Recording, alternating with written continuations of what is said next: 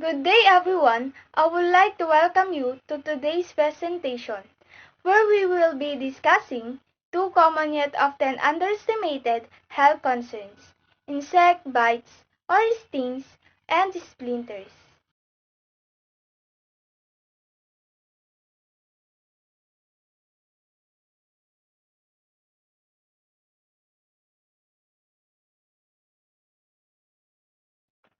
First we have First we have insect bite or sting. It is a painful wound caused by the thrust of an insect stingers into skin. An insect bite or sting ay nangyayari kapag ang isang like a bee or a mosquito uses its stinger na madalas na nating nakikita sa mga dulo ng bunganga nila to pierce our skin. This can cause a painful wound, may result in itching, redness, and swelling.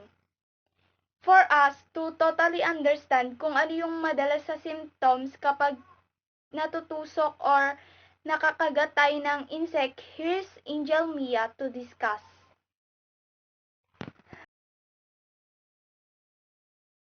The common symptoms of insect bites and stings.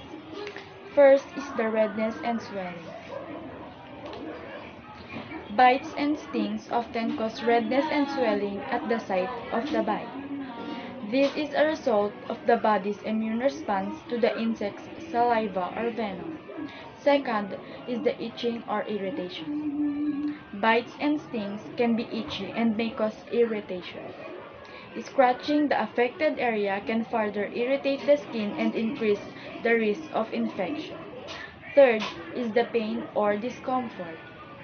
Some insect bites and stings can be painful, especially if the insect injects venom.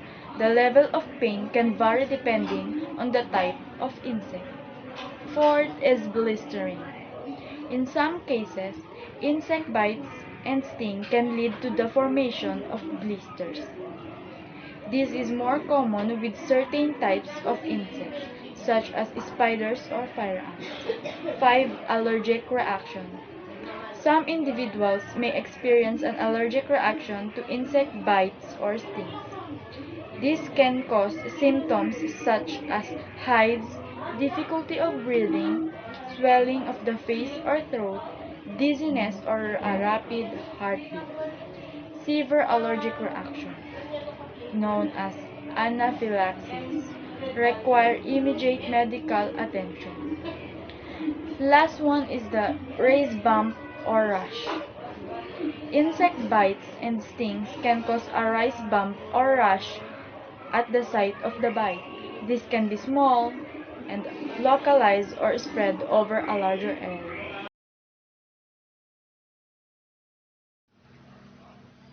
Mosquito bites. Mosquito bites are actually and appear as a small raised bump on the skin. It can be red, may cause mild swelling. Bee and white sting. Bee and white sting can cause immediate pain, redness, and swelling at the site of the sting. Some people may also experience an allergic reaction, which can cause more severe symptoms. Tick bites. Tick bite can vary in appearance depending on the type of sting. Flea bites. Flea bites are also really small red bumps that very often appear in clusters or lines on the skin. Spider bites. Spider bites can cause a range of symptoms depending on the type of spider.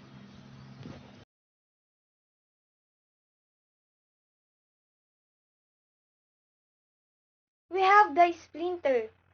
So, splinter are objects that become embedded under the skin. A splinter, ito yung small sharp object that gets stuck under our skin.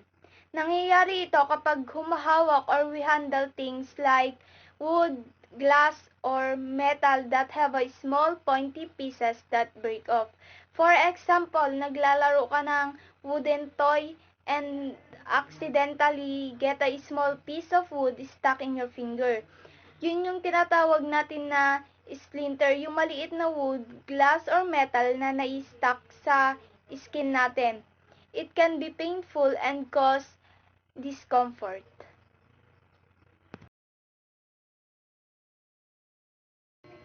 The symptoms of a splinter can vary depending on the individual and the location of the splinter. Some common symptoms include visible foreign object. You may be able to see a small foreign object embedded in the skin, such as a piece of wood, glass, metal, or plastic. Pain and tenderness. The affected area may be painful and tender to the touch. This can be especially true if the splinter is deep or located in a sensitive area. Feeling of a foreign body. You may feel a sensation of having something stuck in your skin. This can be described as a constant irritation or discomfort. Redness and swelling. If the splinter causes an infection, the area around it may become red, swollen, and warm to the touch. In some cases, there may also be pus present. Limited mobility. Depending on the location of the splinter, you may experience limited mobility or difficulty using the affected body part. For the example, if the splinter is in your foot, you may have trouble walking. It's important to note that not all splinters cause symptoms in some cases. You may not even be aware of a splinter until you see the visible foreign object or experience signs of infection.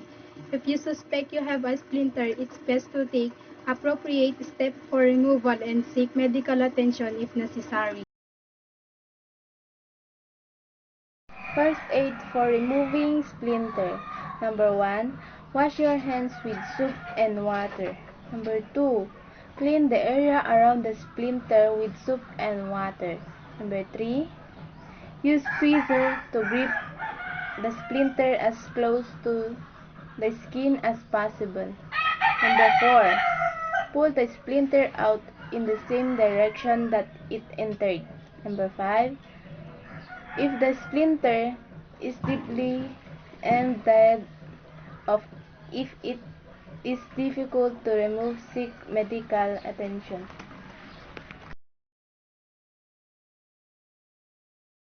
Preventing insect bites and sting.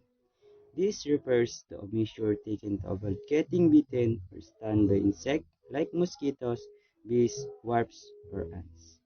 These bites and sting can be itchy, painful, and even cause allergic reaction in some people.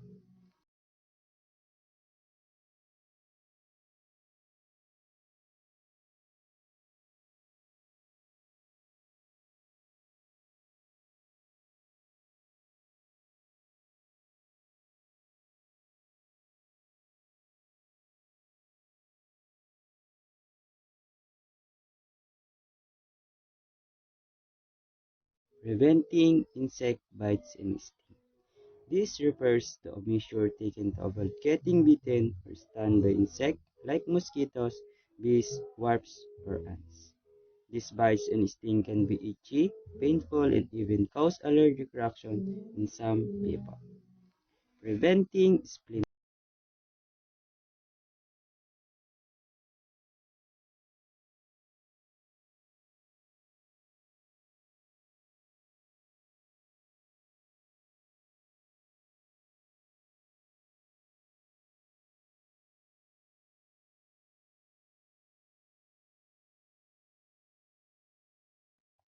In conclusion, we have explored In conclusion, we have to explore two common health concerns, splinters and insect bites or sting. Splinters ay yung mga small objects na can get embedded under the skin, like woods, glass, etc., often causing pain and discomfort. On the other hand, insect bites or stings occur when an insect's stinger.